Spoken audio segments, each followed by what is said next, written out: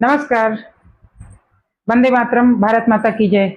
दोस्तों, गधे ने थोड़ी सी छलांग क्या मारी, चमचे चिल्लाने लगे, चेतक चेतक। तो अभी 2-4 दिन पहले आपने ऐसे ही हल्ला सुना होगा कि कोई टॉपर बच्चा था, हमेशा 99 लेके आता था और इस बार उसके थोड़े कम आ गए, 90 में आ गए। तो जो बच्चा फेल होता था उसके 40 बोलेंगे, बोल सकते हैं आप लोगों को बोलना है तो मैं तो नहीं बोलूंगी 40, आप लोगों को बोलना है तो जो 99 में अटक जाए उसको 40 तो नहीं बोलेंगे। तो वो बोलने लगे कि अरे टॉपर फेल हो गया, टॉपर फेल हो गया। अब खुद को तो नहीं बोलेंगे। और दोस्तों, आपको पता होगा कि अभी कैसे लाइन लगी है लोगों की 8,500 रुपये लेने के लिए कि और ऐसी गर्मियों में औरतें जाके लाइन लगा के खड़ी हुई हैं, हमें 8,500 रुपये चाहिए, फार्म दिखा रही हैं। पहले से उन्हें फार्म बांटे गए थे। दोस्तों, आपने कभी देखा है किसी को कि 15 लाख लेने के लिए कोई लाइन में लगा रहा हो और जाके फार्म वार्म दिखाए हो लाठियां खाने के लिए? मैंने तो यही देखा है कि लोग यही बोल रहे थे कि हमने जिस चीज के लिए मोदी जी को भेजा था वो काम हमारे हो रहे हैं। हमने 15 लाख के लिए थोड़ा ना मोदी जी को वोट देने के वोट दिया था कि हमें 15 लाख रुपए चाहिए। दोस्तों, यही होता है देशभक्त और चमचों में अंतर। देशभक्तों ने जिस चीज के लिए भेजा था मोदी जी वो काम कर रहे थे, और चमचों ने जिस चीज के लिए पैसे दिए, वोट दिया, अब वो अपना जा जाके मांग रहे हैं।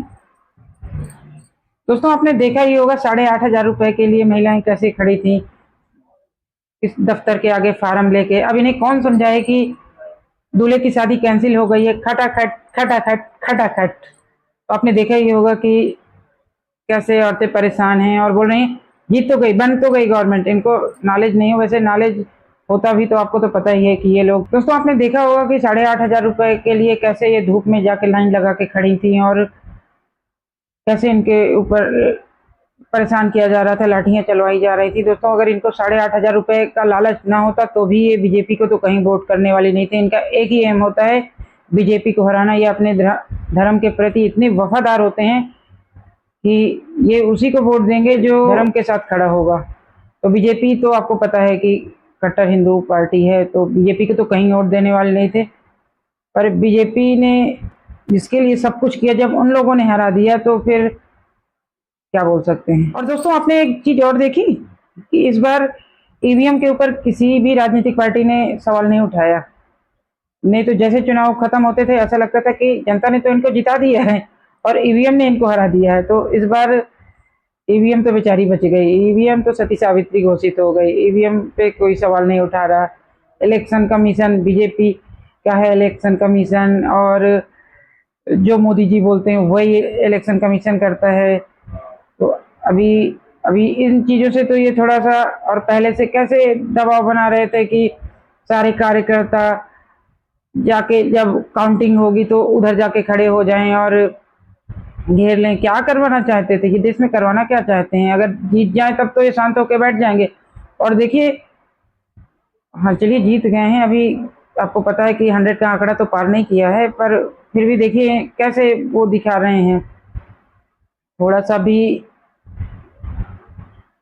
जीत इनको पच नहीं रही है। पत्रकारों से कैसे एटीट्यूड से बात करते हैं, कभी किसी पत्रकार को बोलते हैं कि आप बीजेपी का बैच लगा लो, और जीत तो ऐसे दिखा रहे हैं जैसे कि बस हो गए।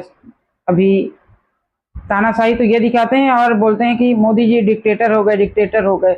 मोदी जी तो सबसे, मैंने यही देखा, शालीनता से बात करते हैं। और आपको देखते देखते ही होंगे आप लोग कि कितने से। तो दोस्तों, मैं यही बोलना चाहती हूँ कि ईवीएम तो बेचारी बच गई और जनता भी बच गई। नहीं, जनता के विवेक पे कैसे सवाल उठाते थे कि नॉर्थ की जनता को नॉलेज नहीं है, साउथ की जनता को नॉलेज है। तो इस बार तो यूपी वाले तो बड़ा वो हो गए हैं। आप लोग कैसे हो गए हो आपको खुद ही पता होगा। और दोस्तों, मोदी जी कल, आपको पता ही है कि सब लोगों ने कितनी तारीफ की है उनकी। और कल संडे है और कल शपथ लेंगे मोदी जी, तो हम ताली बजाएंगे और सामने वाले भी ताली ही बजाएंगे, खटाखट खटाखट खटाखट। तो मिलते हैं कल फिर से, मैं मोदी जी की कुछ बातें लेके आती हूँ। वीडियो पसंद आया हो तो लाइक करें, सब्सक्राइब करें। धन्यवाद।